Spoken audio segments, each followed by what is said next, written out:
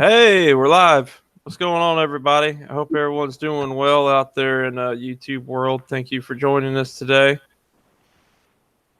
As always, like I say, starting off the video, there's always a slight drag or lag. Sorry, that's another thing. I just woke up, fresh off the water. We had a night tournament last night, and I've been up all night long. And I actually fell asleep for about 2 hours by accident, and I woke up going straight into the show.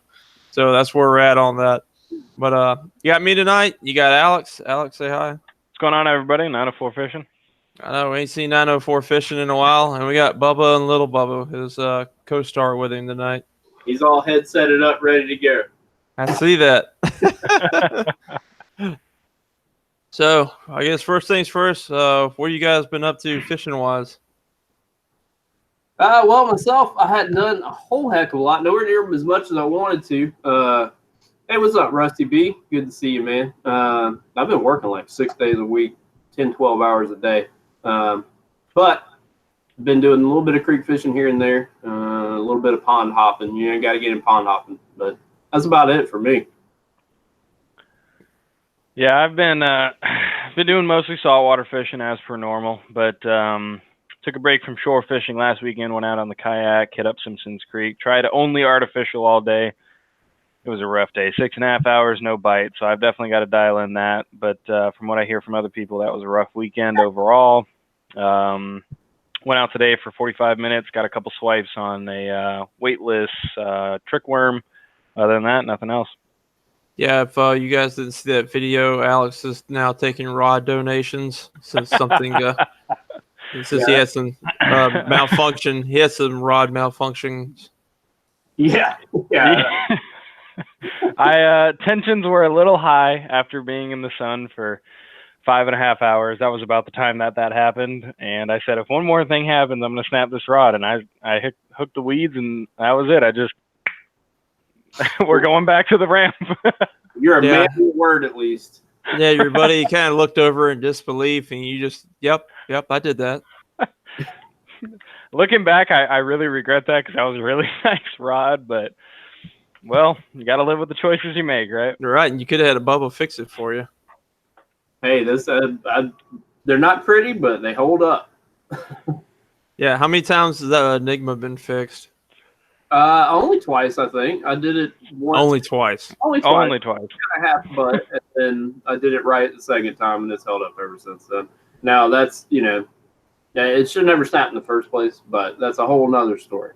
Right. That same weekend that Alex was talking about, if you guys haven't seen it yet, I put up a video of it yesterday.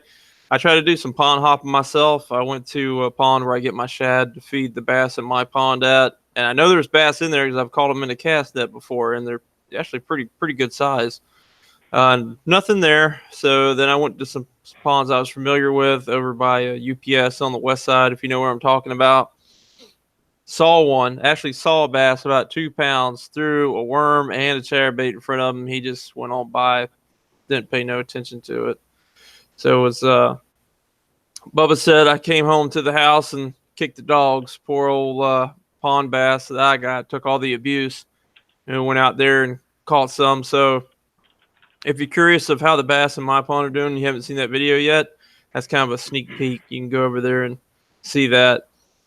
The guys look like they got bellies on them, despite it being as hot as all get out.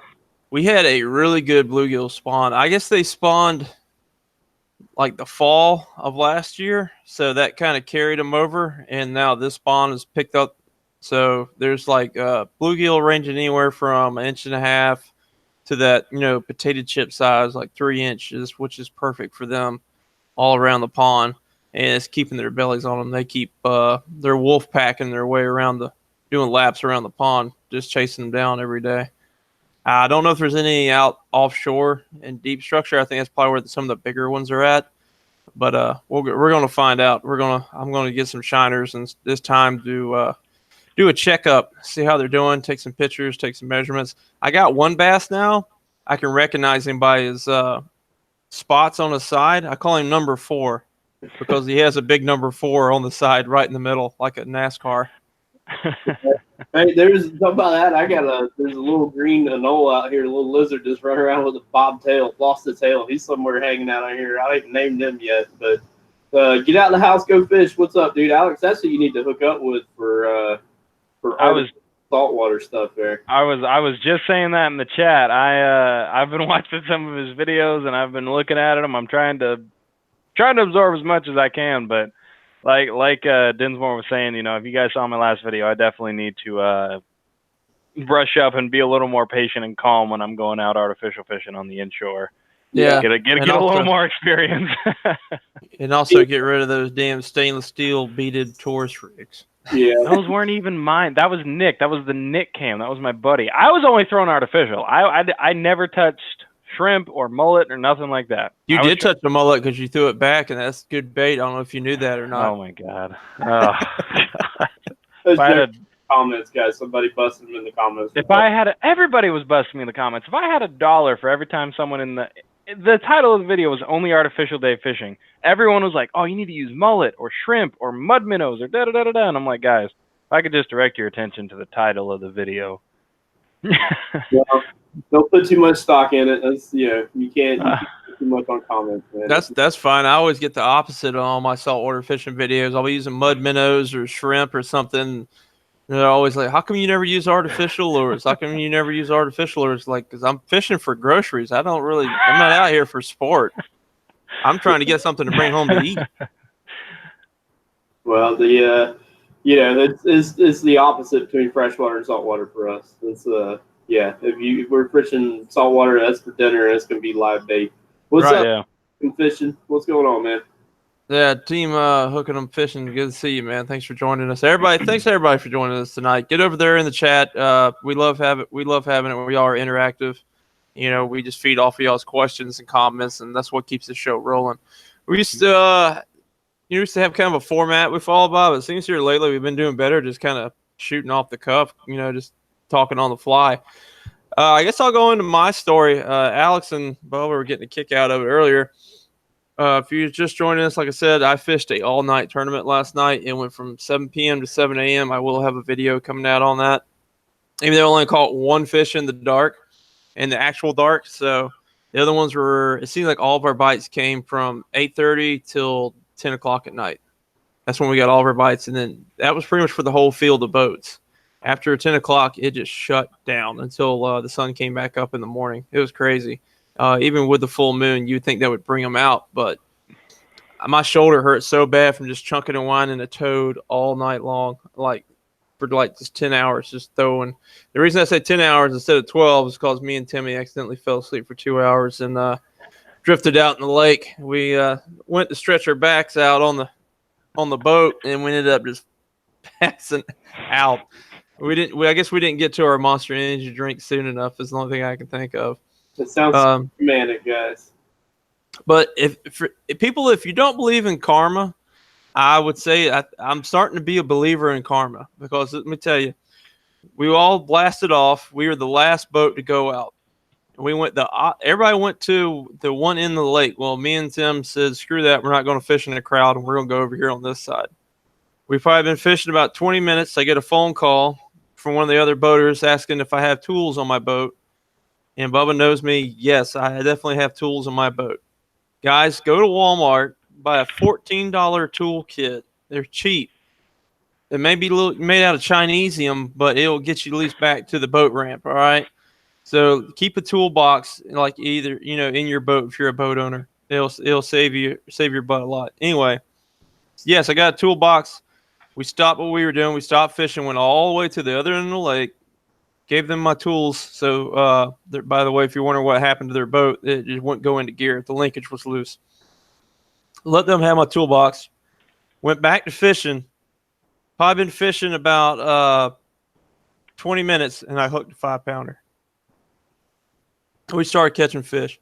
And what we did was we found a big topped-out hydrilla and it had holes in it.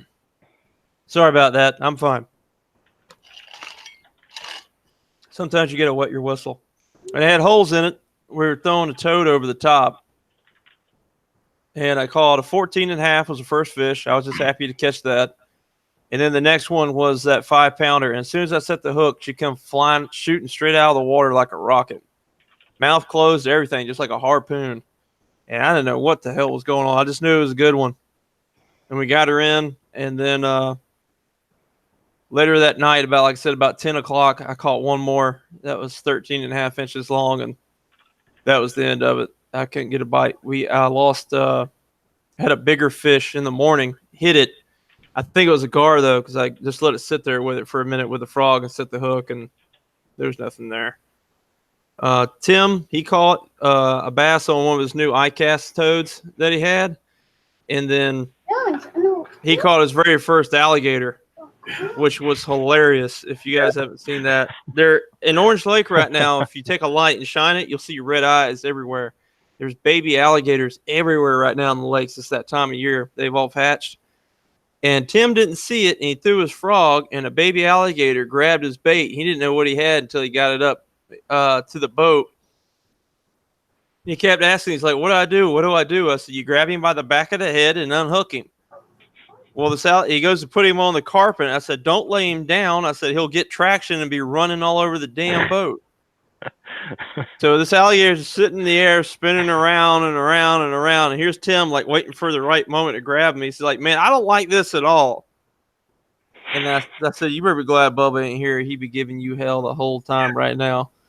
Oh, so he eventually, like a little girl, grabbed a pair of pliers and just get the hook and kept trying to shake the alligator off. So that was my entertainment for the night. That sounds about right with him, man. That's something to watch out for, guys. I know we get a lot of guys in this that do a lot of kayak fishing. If you go kayak fishing at night during the summer, watch out for that. I was out in Goodby's one night, throwing a frog, and had something shoot out like a rocket from one of those banks. And that's kind of swampy back here, so when it gets dark, it's dark. You know, you're not catching moonlight.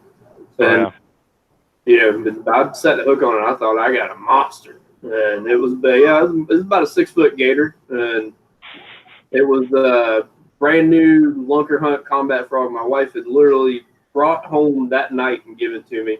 So I was like, oh, I'm getting this thing back. So I ended up paddling, a mile and a half back to the ramp, towing a 6-foot gator behind me. But I pulled up there, and there was 2-3 people standing at the ramp. They thought I was crazy, but I got the frog back. But the moral of the story there is be careful of that at night, especially if you're kayak fishing, because everybody does a lot of nighttime fishing summertime because you can't really help it. So hot, but watch out for gators, guys. Also, a little fishing report. If you guys are interested in catching hybrid stripers, they're catching those in the river right now.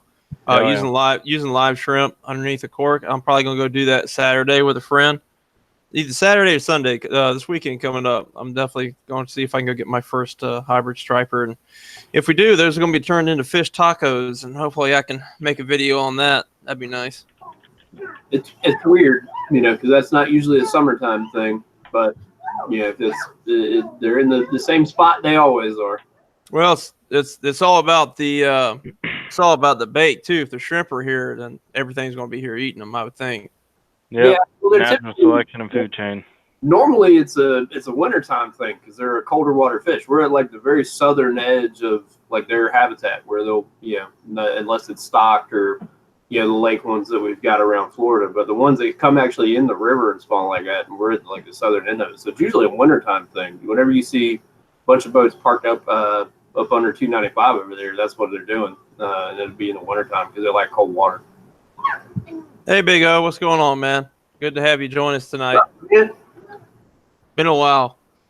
I know also during the summertime, they catch them schooling right there in the mouth of George's Lake, right there at the jetties.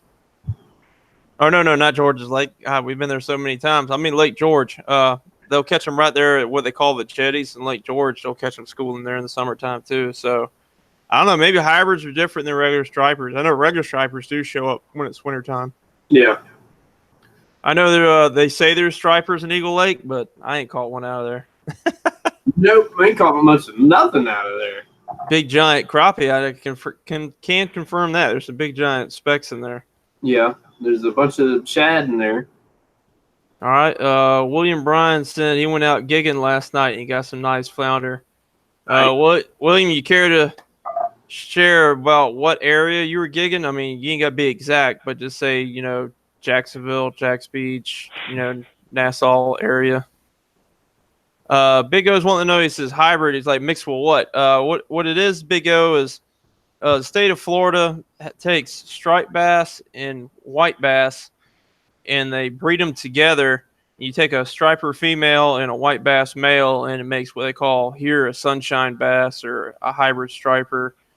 And they get pretty big. They can get in like 8-10 pounds. Is a really big one, but they're nice white flaky meat, delicious, and they stock them. They're in the river. They're in some of these lakes. They're definitely in some of these ponds like Hanna Park and stuff like that, and Eagle Lake and Santa Fe. Some of these like local small North Florida lakes, they stock them in there too. Up north, if you'll hear guys call them wipers. Yeah, It's white bass striper hybrid. They'll call them wipers up there. William City was in the Nassau area, so I got a feeling I know where he's at. Appreciate it, William. I think I can guess where. Actually, I got the equipment. I need to go. I haven't been gigging in a long time. I need to go do that.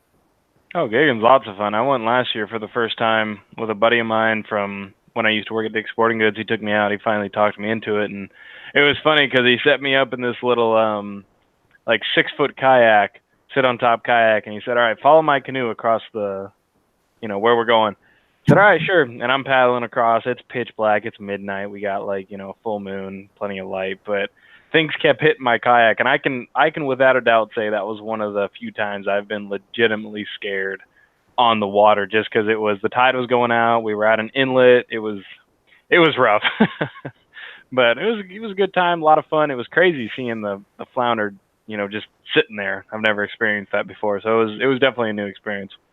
Yeah, you look for the eyes. I've seen some crazy pictures this year where there's like 20 flounder piled up in one area. I'm like, God, I would love to come across that.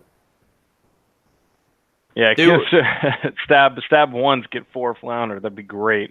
Right. There's videos of guys that go offshore, like spearfishing, especially during the winter times. They go offshore to spawn, and they're just going along picking up flounder off the bottom like they're picking up trash. It's crazy. Do any of y'all have flounder gigging equipment? I have one gig that I picked up a while back to actually get rid of plecos in ponds, but other than that, nothing. I don't know where mine went. I used to, but I don't know where it's at. You guys stuck, man. I got the underwater LED lights. It looks like a freaking metal detector. I got two LED lights, and you can carry a battery pack on your waist in a little fanny pack, and then you just go out there and walk the flats. And I got a big stainless steel gig. It's like 10 feet long because I used to use it as like a pole when I used to do it in a John boat. But I just find it easier now just to walk along the bank and gig them, and I put them on a stringer behind me. Yep. Put some lights on my boat is good for that too, because it's real shallow water I got.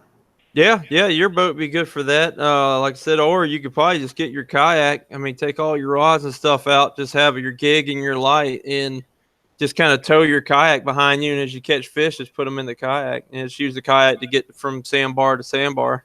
Yeah. Yeah, it's not hard to do. It's just dark, for lack of a better term.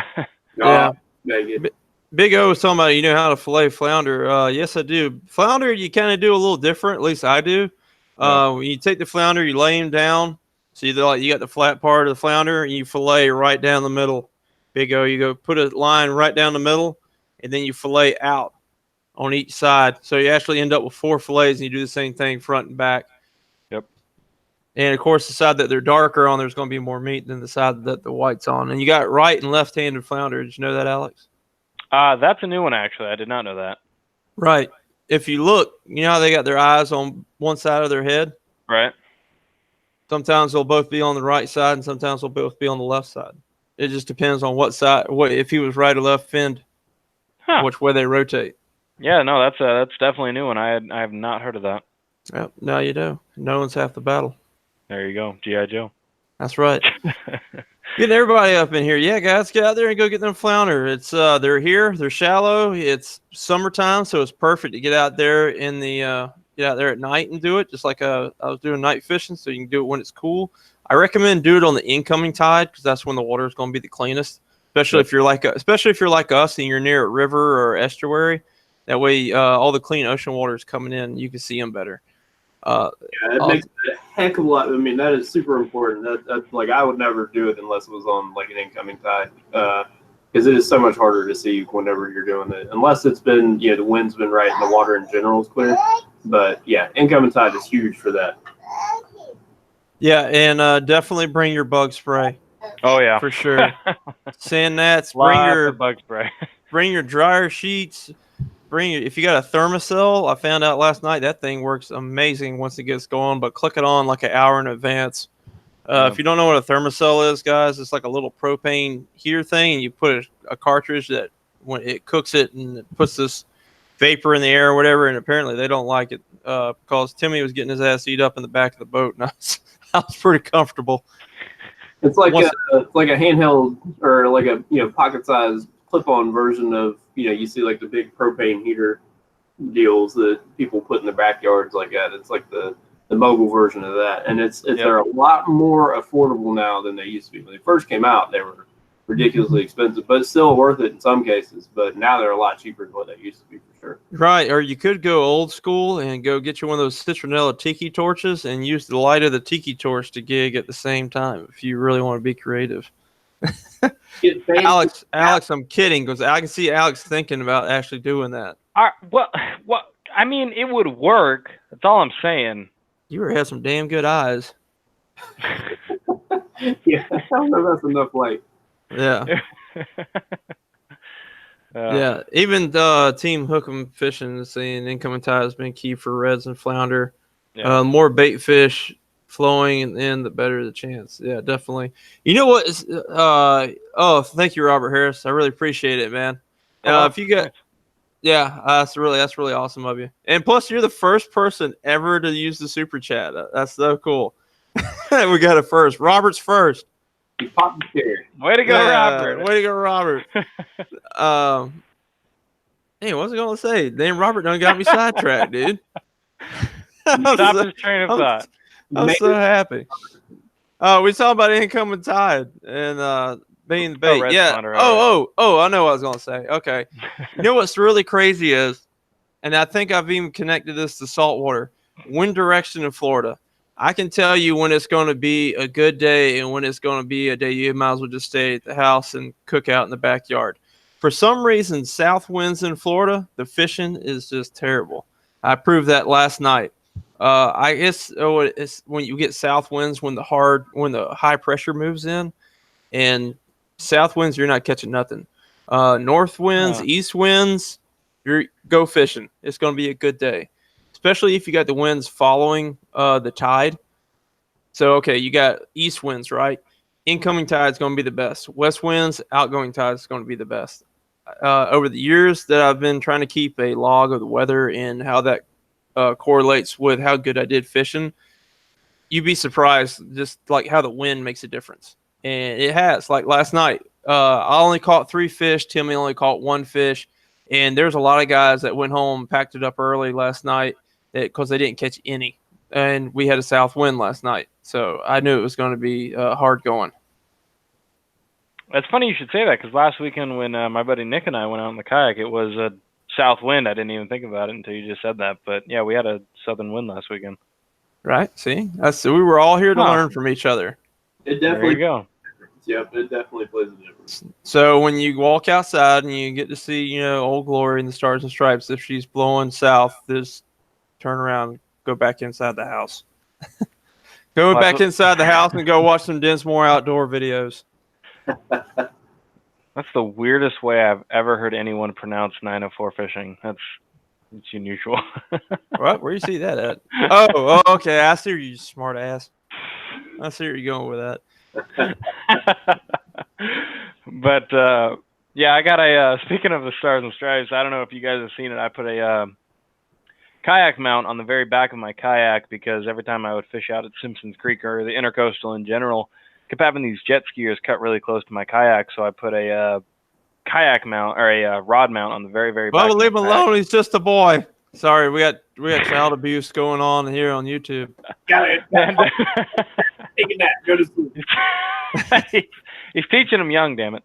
But I put a rod mount on the back of my kayak, and then I put a 10-foot broken surf rod that I had. One of the eyes are broken on it, and I don't feel like replacing it, so turned that into a flagpole. And I tell you what, it worked out phenomenally, because every time any kind of jet skiers got close to me, they slowed down well in advance because they could see my flag.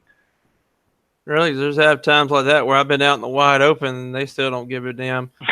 Good story to tell you about that. I was fishing Fort George Inlet. There's sandbars all over the place. Oh, yeah. And the tide came up, and there was a whole school of, I say a whole school, there's about like 6 or 8 redfish just working their way over the top of this sandbar, right? And all I had on was like slider rigs, Carolina type rig stuff. Yep. So I had to hurry up, retie, and put on a jig head. While I'm doing this, here comes a guy and a girl, I guess on their first date or something, and these stand-up paddle boards. They had the whole entire ocean to go through, and they paddle right over the top of this school of redfish, and they all just scatter and haul ass. And then they have the nerve to ask me afterward, "How you doing today?" A lot better before you got here. I think right. I was on here before. I had one very similar. I was fishing Pottsburg, and somebody rented, some kayaks out of all wet, and I was working on a bedding bass. It was probably about 4 or 5 pounds, and she kept, coming off and scooting off and running back. So I'm trying to let her settle down, and some lady dumped the kayak over while I'm working on a bedding bass over there. And I was so mad, and they were like, "Sorry." And I was like, "Yeah." It was not what I wanted to say. I mean, they said sorry. Everyone that's watching this, we're all fishermen anyway. So, but just have courtesy. If you see somebody fishing and you got room to get by them, you make some room. Go around the other way. And I'm jealous of Out the House Go Fish. They got them Hobies, man. They can go like 25 miles an hour. And I'm over there, got giant shoulders, trying to make 4 miles an hour. Also, guys, I'm sure you've been flooded with iCast videos, the same as me. And if you didn't notice, Vibe has came out with a pedal kayak / motorized kayak / regular kayak. So it's whatever you want. You can either put a Bigsby electric motor in it, or you can use foot pedal. They got the fin drive, kind of like a Hobie, instead of the trolling motor propeller looking drive. But the only thing about it is if you want the pedal drive, it's going to cost you $1,800. That's the going rate for it right now. But the big thing is, it's 2019. It probably won't be out to 2020. And so in 2020, they're coming out with a fin drive kayak that does not have reverse. So think about that. If you want reverse, you're going to have to pick the system up, turn it around manually, put it back in, and like literally go backwards, like pedal it backwards if you want reverse. So you better hope you're not about to get blown into a bank if you need reverse. If I was Vibe, I would seriously think about not coming out with that until you can come up with a drive that has reverse. I hope they're not already making them in mass production. Yeah, it's almost going to damage them a bit for what the flack they're going to catch for that. I think. What was those ones that we were looking at? Those kayaks that narrows it down. No, you know what we're talking about. You were saying you were going to get it for your next kayak, and I was looking at the other one. Oh, shoot. You talking to me or Alex? You were the one saying. Well, I was about to say we were all talking about it, but you were saying that was going to be your next one. Before I saw the Shearwater. If Shearwater, if they could fix that problem and have a reverse on there, or at least make it like the Hobie, where you pull the cable to go reverse one way, and then you pull the cable to go back to to put it back in to put it back in forward. If they fix that before they come out, or eventually come out with a drive that has reverse, I would probably buy a Shearwater. And then I'd probably stay faithful to Vibe. But, if they don't, then I'm going to get a kayak. If I'm going to spend that kind of money, I'm just going to spend the extra $100 and get another kayak that has reverse on it. Yeah. And it was either, I think it was either the Feel Free Lure. It was either that one I was going to get, or I was going to get the Old Town Predator pedal kayak. I think the Old Town. I'm looking at. Because I think that one's like a bicycle, like the bicycle drive. Yeah. It's got like the little trolling motor. So all you got to do is just pedal backwards and you got reverse. Yeah, I've been looking at that one pretty heavily as opposed to, because I mean, I like the idea of just going back and forth, but I mean, pedaling like a bike, that's not much of a difference in my mind. So Right, but like if you look at the Hobies, I mean, get out the house. He can verify this. You like they're just barely pushing. They're not, and they're hauling ass compared to like a paddle kayak. oh yeah. And the biggest thing for me is hands free. It's so nice. Like you know how many times I'll be reeling and then the wind or something kicks you around. You're like, oh, hang on, let me put the rod down, adjust, pick the rod back up, or you're trying to fish a bank or trolling or something. It's just the hands-free part of it is the biggest appeal for me. He's saying he rarely uses reverse. There's a lot of times I wish I had reverse. Let me tell you, especially if you hook a big fish and he's about to drag you into something. I guess it depends a lot on where you are. If you're out there in Fort George Inlet, you probably don't need it a ton. Yeah, if you're back up in like Sisters Creek or something. Or Goodsbees or any of the bass fishing spots we go to. Yeah, anything that's got a lot of bends or trees or weeds or anything like that, you probably use it a lot more. Now, what I did like about that Shearwater is they made the back end real wide, so you could have your rudder and mount that power pole micro. Dude, I would love to have a power pole micro. That'd be awesome. Oh yeah, that would. I'd just love to have any power pole. I don't care if it's the one on the kayak or on the boat. I don't care. Well, I can. You guys are talking about Goodbees. I actually live not too far from there. I've been thinking about bass fishing it pretty heavily. You're talking about the kayak launch or bass, ramp that's right by Hooters, right? Yeah. Okay, I'll take you out there and show you the ropes. I live literally like 3 miles from there. You better be careful about that. Last time you took somebody showing the ropes at Goodsby's, they was going out there every other day, bringing all their friends with them. Well, I mean, if it's the middle of heat of summer, then I ain't too worried about it because all they catch is a bunch of 1-pounders. I was about to say, bold of you to assume I have friends, Joe. Yeah, I know you got a couple because I've seen you bring them on, and they also like to use 30-pound gauge wire for puppy drum. And set the hook on circle hooks. Oh, okay, yeah, that's I've tried talking to him about that. That drives me up a wall. It really does. We'll go out surf fishing, right? And we'll have on 1 to 2-aught circle hooks. And this man will set a hook like he's got a 500-pound shark on the line. I mean, he'll reel it just enough to reel in the slack, and then he'll yank that thing like he's pulling it right out of a shark's mouth. It's ridiculous. Well, I've been told I'm the same way when it comes to bass fishing. To quote a partner I had fishing with me during a Robin tournament, he's like, "Bro, you set the hook like you just hooked a tuna." I've never set a hook on a tuna before, but okay, I think I get what you're trying to say. You're right. Like, I think I'm offended, but thank you. Trying to get out of that cover. Yeah, I mean, dude, Bubba can vouch. If we're punching, you better step back because that 1.5 ounces is going to come flying through that grass and whatever's attached to it. So if there's a 4-pounder, if it's a 4 or 5-pounder, he's going to come out. But he's going to come out fairly good. But if there's a warmouth on there, he's getting airborne. I got news for you. If you were to go to the boat ramp when everybody releases their fish after me and Joe fished a tournament, you'd be able to tell the ones that we caught because they'd be the ones swimming in circles with a concussion. Right. Yeah, Robert Harris is saying, he said the bigger flounder is showing up finally. Yeah, they're coming in from offshore. That's why, like, if you're an avid creek fisherman or you're fishing the backwater for flounder, around December you're going to start running out of big flounder, and they're not going to be back until like the summertime because they're heading offshore to spawn. So you can go out there. I always been kind of jealous. They call them, up north, they call them flukes. Yeah.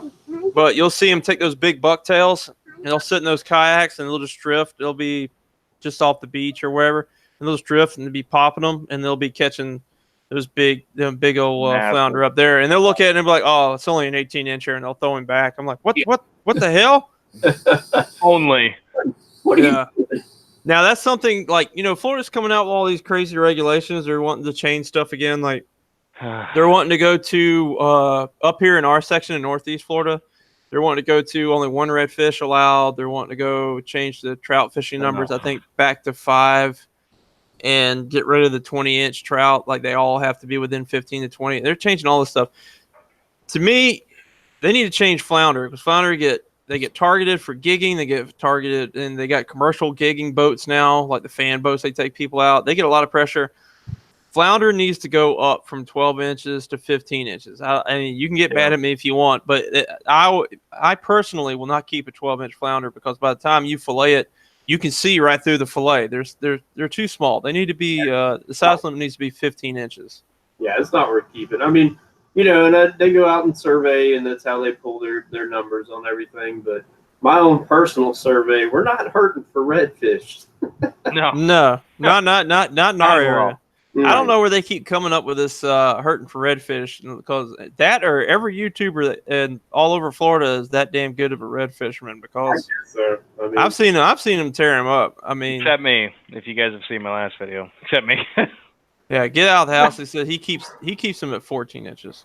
Well, Alex, I mean, not trying to disrespect you, but you're still kind of getting your feet wet in saltwater. Yeah, saltwater. I mean, I grew up. For those of you that don't know, I call myself 904 fishing, but I actually grew up a couple miles north of here in Kingsland, and I grew up fishing the same areas and catfishing and whatnot, bass fishing areas like that. I've just recently, in the past 5 to 7 years, started saltwater fishing, so. I feel every time I feel like, all right, I'm starting to get a hang of it. I learn something else. I'm like, never mind. I have no idea what I'm doing. Saltwater fishing is a whole other ballpark. I don't know if I consider the St. Mary's River bass fishing territory. No. I mean, there's maybe all three guys that figure that river out. I'm not one of those three. Well, Kingsland in general, not just the St. Mary's, but Kingsland in general. That's all right. They were talking about stripers, and I might try it this year, like actual, not hybrids. I'm talking about full-blown stripers. During the wintertime, they come into the St. Mary's, and they're in the area between 95 and 17, the bridges there. Yeah. I might try to go out there this year and see if I can get one, like throwing a rattle trap or swim jig or something like that. Let's see if I can get one. That'd be pretty cool. They catch a striper. Now, they don't get as big here as they do up north. Like them guys up there in Jersey and New York, they catch them big, giant 20-pound stripers. Oh, yeah. No, we're not getting anywhere close to that. We're not getting them that big, but it'll still be cool to catch one. I mean, it's not unheard of in wintertime when the ones from the Atlantic, not the hybrids, but ones from the actual stripers from the Atlantic come in and start, it's not unheard of them. But, yeah, like our hybrids are not getting that big. Well, I'm talking about even the full-grown striper, like not like I said, not the hybrids, like the actual pure stripers. It's not here in Florida. If you catch one, like 10 pounds, you're doing something. Yeah, it's pretty good. I mean, like I say, it's not unheard of, but yeah, I'd say 8 to 10 is like a good fish. Yeah, I mean, I'll take it. I'm not complaining. Oh, and I found out something. Just north across the state line here, they have flathead catfish, and apparently the Omaha River is like infested with them because they had a flathead catfish tournament just trying to get rid of them. Oh, yeah. They consider them invasive. I guess they haven't made it down here yet, at least not in the St. Mary's River. The only kind of catfish I ever caught in St. Mary's was channel cats and bullheads. Well, that's if you're identifying them correctly. You're the one to talk. You're really one to talk. But I didn't know, like in Florida, if they catch a flathead, you have to go to the panhandle side, like Escambia and like over there. But I didn't know they were that close. But then again, like I was looking into a fishing license for Georgia, out-of-state fishing license, $50. But out-of-state fishing license for them, I think, is like $20 or $28. So I don't know how they get away with coming to catching all the Florida fish, and we go up there to catch catfish for $50. Yeah, I don't know about that, but I think I'll just keep fishing for channels. Yeah, that's exactly right. Big O says we set bass fishermen set the hook hardcore. There's two reasons for that. Especially in Florida, it kind of depends on what you're using, but especially in Florida, we're Texas rigging soft plastic all the time, so we got to come through the plastic. And then second to that is 99% of the time we're fishing cover, and you got to pull them away from cover. So we try to snatch hard and quick. Rusty was wanting to know where Timmy's from. Like, I just know Timmy's from Kentucky. Now, we're in Kentucky. I don't know. He's currently doing homework, like the 12-year-old he is. That's why he's not with us today. But you can definitely tell from Kentucky because he was scared to death of that baby alligator he hooked and had in the boat. He was not wanting to touch that thing at all. That does not surprise me at all. He was out there with me one time and hooked his first gar, and that was a little bit of Speaking of that, Alex, you like to do catching cooks, and said you want to fish goodbies. You got somebody that'll show you how to catch gar on goodbies. Oh God, I've heard mixed reviews about gar. I've heard some of it's delicious. I've heard some of it's bad, but I like to stick to the old proverb. There's no such thing as bad fish, only bad cooks. Gar is fantastic. It tastes like alligator. If you've had I have to disagree with that. There's no bad fish, there's bad cooks. Anyone that says that has never tried bonita. Oh my gosh! I'm not talking about a skipjack or false albacore. I'm talking about bonita. True bonita. No. I've eaten true bonita. True bonita is not bad. No, even bleeding it out, you're not getting it out. There's a guy who did a catch and cook on a mudfish. I saw that finally. If anybody's on the Catfish and Carps YouTube channel, he did it, and he encountered exactly what I thought he was going to encounter. When he filleted it, one, the skin's like a gar, and two, the meat is like applesauce once you take it off. It is just so mushy. Like, he had to make cakes out of it. What I've heard is that you have to, it has to be, you're on the way back to the boat ramp and catch it, or else it gets mushy. But if it's fresh, super fresh, then it's not as mushy as well. I can say that one of the fish that kind of relates to that, y'all are gonna laugh at me when I say this, was a ladyfish that we caught off the beach that my girl wanted to cook. So I ended up cooking it, and I cooked it into fish, cakes, kind of like crab cakes. It wasn't terrible. I don't know if I'd order it in a restaurant, but it wasn't horrible. But there are definitely better tasting fish out there. Back to my original point, gar is fantastic. It's really good. It tastes like gator tail. You get two big old long fillets from it. It is an absolute pain in the butt to clean. I'd imagine. I use 10 snips. You ain't getting through the top part of the back of the knife. It ain't happening. God. Hey, look who's over there in the chat. Decided to join us. Timmy, anyone? He's trying to take the easy way out. Timmy, Rusty wants to know, where in Kentucky are you from? So over there in the chat, Timmy, tell Rusty where you're from in Kentucky. Apparently, it's the part where all the losers live. Shots fired. But other than that, yeah, that's the recent fishing I did over there was bass fishing and goofies, and this time of year it's a bunch of smaller fish. You can catch pretty good numbers in there though. Yeah. Have you guys? I answered Robert's question. Have you guys ever heard of Chicken Boy lures? No, never heard of them. I haven't either. I've heard of electric chicken, like the color called electric chicken. Yeah. I'd like to know who came up. Who looked at that color of pink and green and says, "Electric chicken." That's the name of this. Really? Well, while we're on lures here, I was telling these guys about it earlier. Something to look out for, because I'm interested also to see if they come out with some saltwater varieties of it, or how much other stuff they go into. My mystery tackle box this month, they give you their own brand stuff all the time. Well, they've got their own version of Elastec now. What do they call it? Stretch X plastic. So I'm interested to see if they come out with some shrimp and stuff for it.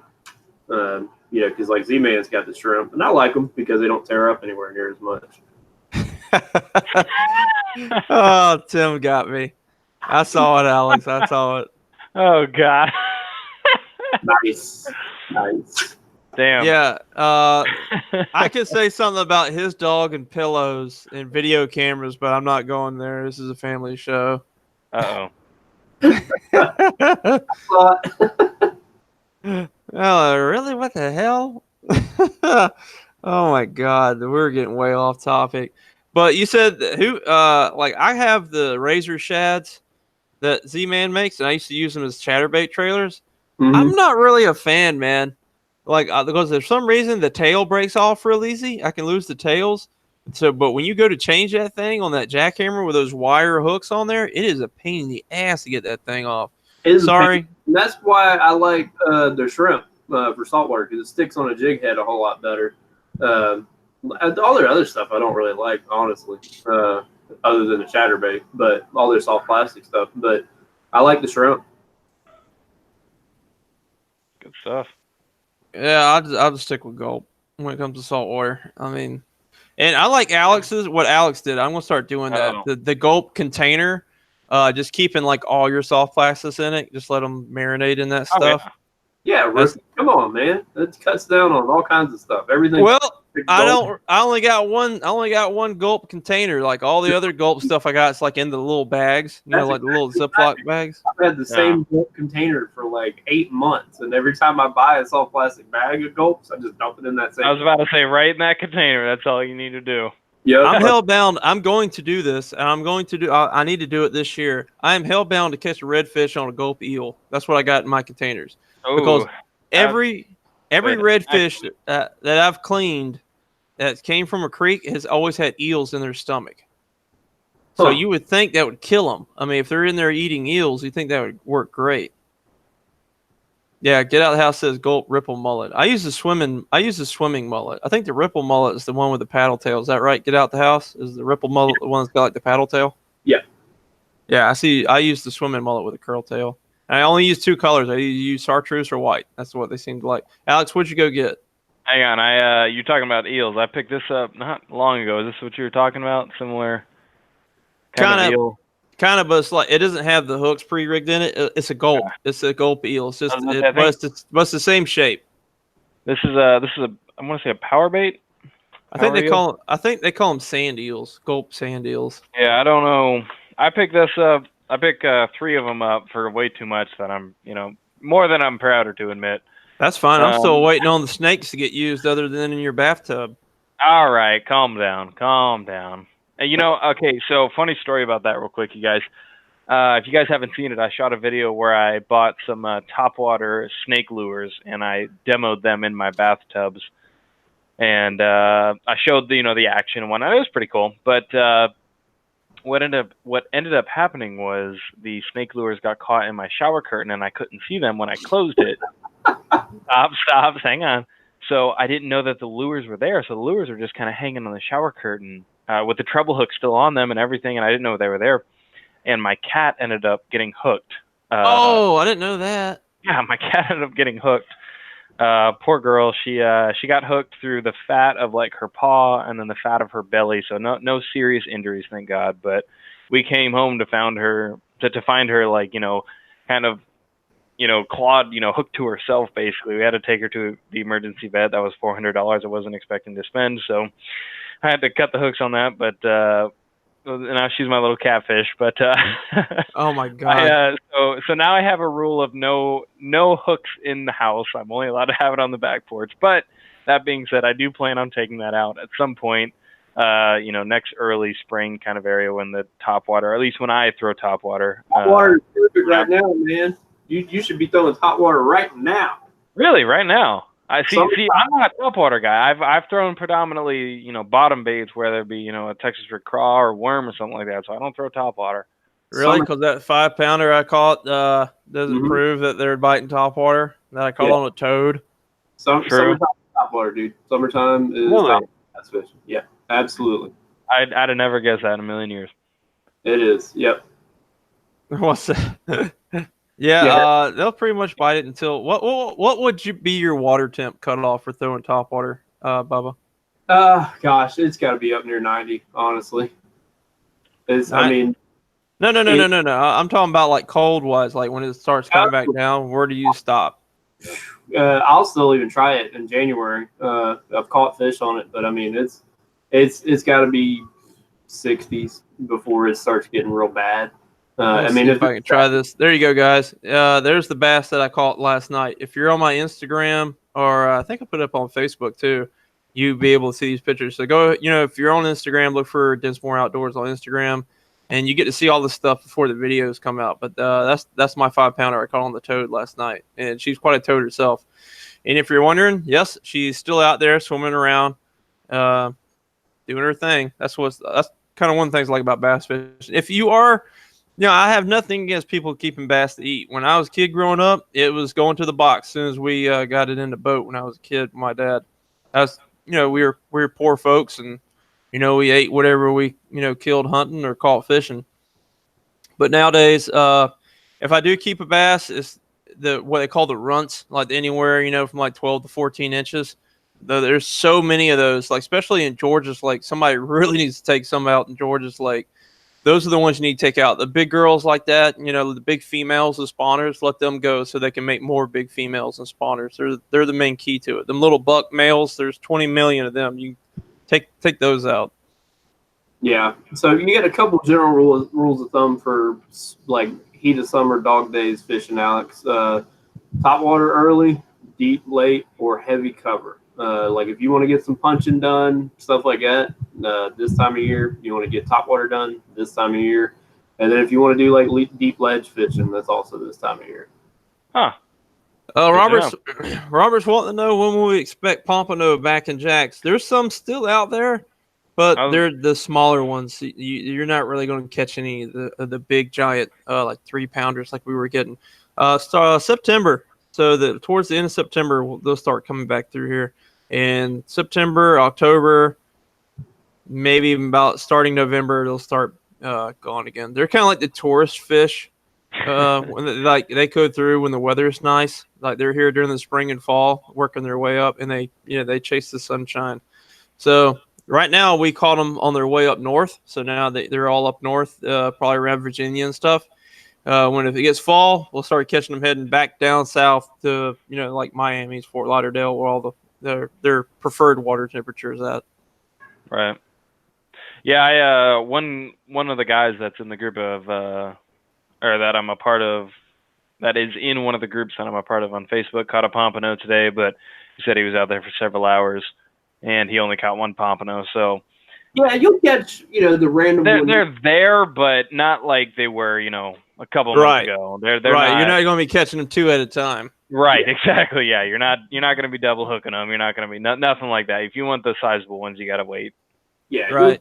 You can catch like the stray one all the time, but yeah, it's going to be a couple times a year whenever they're coming through. Right. Was a team hook 'em fishing spawners. If it's red trout bass, I let them go. Keeps the population right. Yeah, totally agree. There's a video I had called Big Trout, Small Waters, and I was back in a small creek, and I caught one that was over 20, and I just let her go. I mean, I had two nice trout that were like 18 inches. That was plenty I needed, to eat, and the bigger one, I just let her go. I figure I did my part. Good karma, and she'll spawn, and we'll have more sea trout for me to catch later, because that's actually one of my favorite inshore saltwater species to catch, because they're kind of like bass fishing. You can catch them on top water, you can catch them jigging, you can catch them with a jerk bait, and they're real aggressive. I've yet to catch a redfish on top water, though. Me and Bubba went and tried, and I guess Timmy's good luck and I'm bad luck or something, but the only thing I hooked on top water that day was a ladyfish. Well, I mean, if it's, if you do enough of it in that kind of creek type fishing early in the morning, you'll eventually get one. What other freshwater species y'all go after? Bubba goes after anything that swims. Yeah. We don't purposely target mudfish, but they seem to find us. That's true. If you're looking for, I mean, they're a good fight. They're their own, they're their own right, and good game fish, but they will tear up some tackle, man.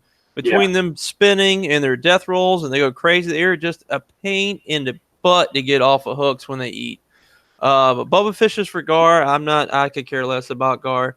I like going after speckled perch, crappie, wherever you want to call them, because they're the golden crispies. They're freaking delicious. To me, down here wise, they're the best freshwater fish you can eat is a speckled perch or a crappie. They're better than gar. I don't care what you say. No. I mean, if I got a hankering for it, I'll go out and catch a bucket full of bluegill, and I got a Parmesan crusted bait kind of deal I do in the oven, and those taste absolutely phenomenal. They're like chicken nuggets. You just pop them in, they're absolutely phenomenal. But like you said, I did a catch and cook. I did a black crappie catch and cook out in the woods. I had a little mini stove with me. It was like 30 seconds from the time I caught it. I filleted it, I cooked it, I had it in a sandwich. It was absolutely phenomenal. So black crappie are definitely one of the best eating fish freshwater wise. There's my catfish. Say hi, catfish. Yeah, that's who's bothering me. That's who's bothering me while I'm over here. All right, go on. Get out of here. Big Go O, play in your box. I've caught them on like weightless lizards before. I mean, I want to catch them on a whopper plopper, reds on top water, but I've caught them on all kinds of stuff on top water. Usually though I'll go throw a spook for either trout or red. Like that's where most of this happen is throwing top water early spook for trout and catch a bunch of them like that. But I've even caught them bass fishing on like a weightless lizard before. Bro, I haven't looked. I mean, I'm sorry to interrupt you. I haven't looked, but we're talking about, catching freshwater fish and cooking them. I got a feeling if you did a catch and cook on a peacock bass, people would lose their mind if you did that just because, like, how dare you? Those are a national treasure. They would lose their crap. There's people that do it just with bass, like largemouth. There are people that flip out when they see you do a catch and cook on a largemouth. I kept a bass. I don't like particularly keeping bass down here in Florida just because of the water that we have. It's just it just, I don't know, it weirds me out. But I was up fishing up in Indianapolis, and I was fishing the White River up in there, and I caught a largemouth bass that was within slot and whatnot. And so I kept it, and it tasted absolutely phenomenal. Throw it on some, rye bread. Ooh, it was absolutely great. I love largemouth bass, but I wouldn't keep any of them down here.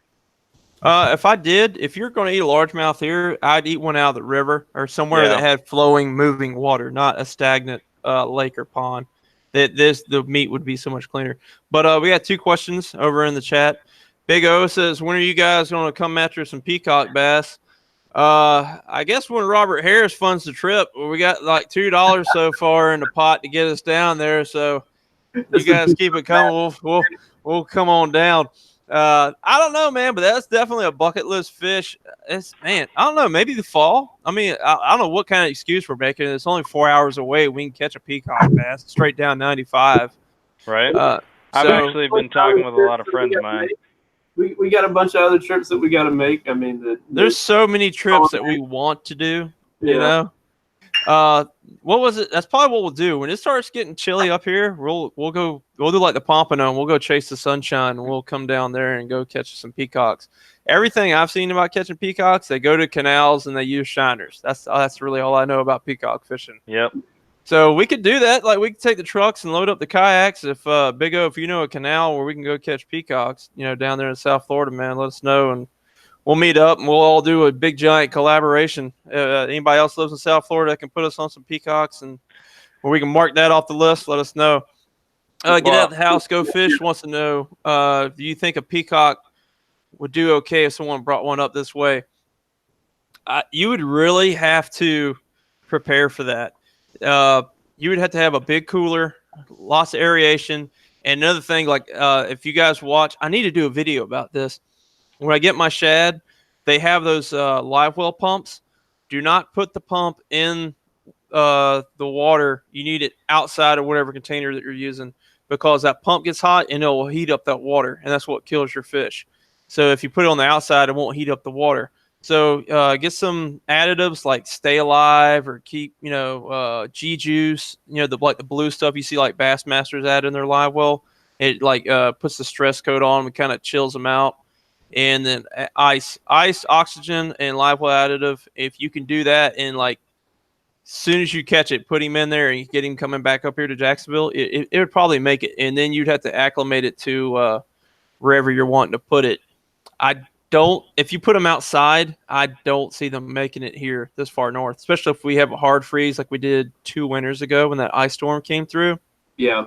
They're not going to make it. It's kind of like, you could even use like tilapia as a canary in the coal mine there. The tilapia will survive farther north than they will, obviously. But 2 years ago, we had like a massive tilapia die off because the winter was so harsh. And so peacock's definitely not making through that. No. Was it Vapor 10? He says, if you guys say 5 days straight of high pressure and on the 6th day the pressure drops, are you looking for those fish to move shallower than normal? No, Vapor, really what happens is on high pressure days, they lock in. If we're talking about bass anyway, I'm not really sure. I haven't figured out what saltwater fish do when it gets high pressure. But bass, what they do is they get structure oriented. They'll lock in. They'll just get in the thickest stuff they can get in because they feel safe, like thick weed mats. Like hard structure like timber, logs, tree branches, things like that. And you pretty much have to hit them on the head to get them to eat. So when the pressure drops, all it is they feel safe again. Like literally they don't feel the pressure, their weight on their shoulders, and they come out. And now by that time they're so hungry, they're really on the feed. That's what they say when you have low pressure systems come through, how the bite really turns on. And what I do is I have, like, if I know if I'm going to have a good day fish or not, or at least something that makes me realize if it's going to be hard or not, you just get the Weather Channel app. And if you look in there, it'll say details, and it will show you, like, here, look, right now. Of course, everything's backwards, but it's showing the pressure, and you got the arrow going up, and it's saying 30. That means the pressure is going up. It's high pressure. Just like I said, we got south winds. Not going to be an easy fishing day. So that's what I do. I come out. If that arrow is pointing up, it's going to be a hard day. If the arrow is pointing down, oh boy, we're going to get us a couple. We're going to have a good day fishing. So that means they're out and they're about and they're moving. But when it's high pressure, usually they're locked in one spot. They're not really interested in eating. They just want to kind of chill out. We'll see you, Big O. Take it easy, man. Always good having you. But yeah, to kind of expand on that to their vapor, I guess to get a little more specific with it, I'm not necessarily looking for a more shallow because it's going to kind of depend on that day, whether they're day, time of year, all that kind of stuff, on whether they're more shallow or deep. But they are going to be moving more, and they're going to be feeding harder, like Joe was saying. So I'm going to be throwing a lot more moving baits. I'm going to change my presentation depending on that kind of pressure like that. Like he was saying, it's going to be, if it's high or climbing, they're going to be locked in the structure. So it's going to be a lot of finesse type fishing. And if it's low, especially after like a long stretch of high, it's going to be movement baits. It's going to be Kevin Van Damme it up out there. It's going to be freaking crankbait, ripping, rattle traps, and a bunch of moving stuff, because they're going to spread out a little bit more with that, and they're going to start feeding real hard. The catfish is back. She's trolling. Yeah, I mean, on those kind of days, you might as well go get you a high pressure. You might as well get you a basket of crickets and just go have some fun. That's something I'm going to have coming up pretty soon. I want to go out. It's time to add some more fish to the big fish tank out there in the shop in my office. We got the bluegills living in there. I think I've pretty much figured out a name. I'm going to call them. One of the suggestions that I got, I think I'm going to pick. But I'll be telling that in the video. So the next fish to add is going to be a red breast or red belly sunfish. You guys look them up. They're real pretty. And we got tons of them in the St. Mary's River. That's going to be the next. And after that, we need to take a trip over to the Santa Fe River to go catch a Swanee and put the main fish while I got that tank in there. Put my Swanee bass in there. I'm looking forward to that. Hopefully, I know we can catch them on a whopper plopper because I've been seeing videos of them tearing them up on whopper ploppers over there right now, which is weird. I wouldn't think Swanees to eat topwater, but I mean, a bass is a bass, I guess. Alex, we got to get you outside your comfort zone. We got to get you in a boat one day. We got to get you off the bank. We got to get you out of that plastic Pelican or your kayak. We got to get you in a boat. Yeah, I've done episodes in boats before, but it's been offshore mostly. Or scalloping. Yeah, true. Long ass lanky arms. All you got to do is just reach over the side, right? Well, it's I got my ups and downs. Are you doing that again? We were thinking about it, but we don't know as far as everyone's schedule's concerned. I would love to because I love scallops, but we'll see. All right. Well, guys, we're coming up on our hour, so we're going to wrap it up. If you got any last-minute questions, go ahead and head over there to the chat and ask us now, and we'll try to knock those questions out for you. I like Big O. He's not on here right now, but Big O's comment about me getting a big whiteboard and talking stuff out and kind of doing like a seminar. So I might start doing that, especially in the office once they get internet and everything run out there. You can buy it's not like a whiteboard, but it's like a panel that you can use for whiteboard. I saw this on Key West kayak fishing, and it's a quarter of the price, and it's like an 8x4 sheet. And you just cut it to whatever size you want. And you can use it as a dry erase board. So I might do that and then talk about the tides and the wind and everything. Because I'm learning just like you guys. The best way to kind of figure out if you had a bad day take a little log, take a little piece of paper or something, or your computer or something. Just make some kind of note of what the weather, like what was going on that day. Was it raining? Was it sunny? Was it high pressure, low pressure? Or which way were the winds blowing? Was it a full moon last night? So on. And eventually you'll start to see a pattern and things will come up. And that's what's kind of like a benefit of actually having a pond. I use my bluegills as my gauge. If that feeder goes off and they're right there waiting for that food to come on and it looks like piranhas eating at the top of the water, it's going to be a good day. If the feeder goes off and there's hardly any activity, maybe one or two pops, that tells them that the fish are off. They're down. They're not wanting to eat. So I kind of cheat in that regard. I use an app called Angler's Log. And you can go in and enter all your information on stuff like that, where you caught them. Even you can go off GPS. It'll record the weather, wind speed, sky condition, weather. You can put in stuff like temps, measurement of the fish. You can put in pictures with it. That's how I kind of establish my pattern, kind of stuff like that. Is I use an app on my phone with it because it's quick and it's easy to pull it out. All right, and then go in and add everything behind that later. All right, Timmy, we'll see you later, dude. Get your homework done. Make sure that you turn it in. Don't stay up past your bedtime. Right. All right, guys. I think we're all going to head off out of here. But we definitely thank you. I'm glad we're starting to get back on this bait shop talk, getting everybody back on here. I know it's been hectic and everybody's had one plan or another going on. So I'm real happy to see us on here again. And back on schedule with that, the second Sunday of every month. So hopefully next month we can get on there, and it will be August. Oh yep. Man, it'll be like the hottest part of the year. So it's gonna be rough. Don't think I have any bass tournaments in August for that very reason. I don't think we have any bass tournaments, so that means I can focus more on saltwater again. One freshwater trip that I got to do though, Bubba, you were off when we did it. Got to get a St. Mary's. Damn it, I can't talk. Got to get a Swanee River trip in to go catch the Swanee bass. Yeah. That's the only freshwater. Other than that, I'm going to get the kayak and I'm going to start getting out in saltwater. Like I said, I tried to do it the other day, but, man, that injury sitting in that seat with no padding was killing me. My tailbone's just dying. So hopefully I'm going to try it now. It's getting a little bit better and better each day. So hopefully I can get out there. November, though, I will damn sure be in the creeks. The mullet run kicks off, and the sea trout are thick in the creeks in November, and I cannot wait. I'm going to take Alex out, and he is going to be to my secret spot that if you guys remember Kingery, he showed me years ago, and Alex is going to be amazing. I'm going to blindfold him the whole time he's fishing. But we're going to take him out there. I'm looking forward to it. Maybe I'll actually catch some fish on the intercoastal, and I won't break any rods. Right. Please don't break any rods.